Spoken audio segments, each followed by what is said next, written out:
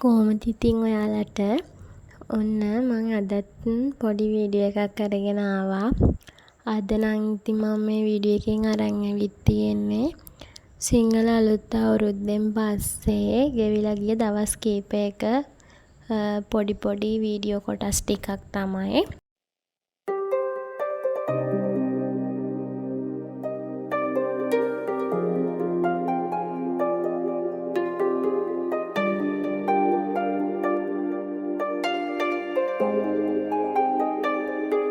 හස්බන්ඩ්ගේ නිවාඩුත් ඉවර වෙලා එයා ආපහු වැඩට ගිය දවසේ ගත්ත වීඩියෝ කොටසක් තමයි ස්ටේෂන් එකේදී ඔයාලා ඔය දැක්කේ. ගොඩාක් පාළුයි එයා ආපහු වැඩට ගියාම ඒ පාළුව සෑහෙන දවසක් යනකම්ම තියෙනවා. සෑහෙන දවසක් යනකම්ම කියන්නේ ඇත්තටම ආපහු නිවාඩුවක් එනකම්ම ඒ පාළුව දැනෙනවා. ඉතින් මම රෙදි සෝදලා වෙලුණාට පස්සේ රෙදි රැක් වලින් රෙදි ටික ගන්නේ බින් එකකට නවලා තමයි. මොකද එහෙම නැති වුණොත් රෙදි කන්දක් තියෙනකොට අපිට ඒ රෙදි ටික අස් කරගන්නකම් ඔළුවට ලොකු වදයක්. අනික ඒක නිකන් එපා වීමක් වගේ වෙනවා. විදිහට රැක් එකේ රෙදි ටික බින් එකකට නවලා දාලම ගත්තාම අපිට ලොකු පහසුවක්. ඔය ක්‍රමය මම පුරුදු වුණේ YouTube channel එකක් කරන නිෂි අක්කගෙන්. ඔයාලා ගොඩක් දෙනෙක් නිෂි අක්කව දන්නවත් ඇති. ඉතින් නිෂි අක්කා දවසක් එයාගේ වීඩියෝ එකක මෙන්න මේ උපදෙස් ටික දුන්නා. එදා ඉඳන් මමත් ඒ විදිහටම පුරුදු වෙලා මම දැන් ඒ විදිහට තමයි කරන්නේ. ඇත්තටම මම මේ වෙලාවේ නිෂි අක්කට ගොඩාක් ස්තුතිවන්ත වෙනවා. ඒ වගේ හොඳ පුරුද්දක් මගේ ජීවිතයට එකතු කරගන්න නිෂි අක්කා ලොකු අත්වලක් වෙච්ච එක ගැන. හස්බන්ඩ්ගේ රෙදි ටික හොඳට හොදලා ඊට පස්සේ නවලා අයන් කරන්න ඕන දේවල් අයන් කරලා මම පිළිවෙලකට ඒවා අස් කරගත්තා. අල්මාරිය කියන්නේ නම් මට අනුව නම් මම හිතන්නේ කොච්චර ලස්සනට අස් කරලා පිළිවෙලට තියාගත්තත් විනාඩි 5ක් යන්නේ නැහැ ඒක හැඩි වෙලා යන්න. සමහර අවස්ථාවලදී අල්මාරිය ඉක්මනටම හැඩි වෙනවා. මම තිබ්බඩු කඩා ගන්න කියලා තිබ්බඩු ගහ ගාවට ගියා. ඉතින් එතකොට මම දැක්කා තැල් ගොල තියෙනවා. මේවට තැල් ගොල කියලාත් කියනවා. එතකොට පලා කියලාත් කියනවා. ඉතින් මේ ගම්වල කට්ටිය නම් ගොඩාක් මේ දේවල් ගැන දන්නවා. මේවා දැකලා තියෙනවා. කැමට අරගෙනත් තියෙනවා මං හිතන විදිහට.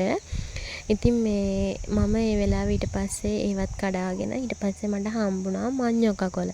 ඉතින් මඤ්ඤොක කොළත් කඩාගෙන ආවා. ඇවිල්ලා මේ දැන් ඔක්කොම එකම කවට තමයි මම කඩාගෙන ආවේ. මොකද මම තිබ්බඩු කඩන්න විතරනේ කවරයක් අරන් ගියේ.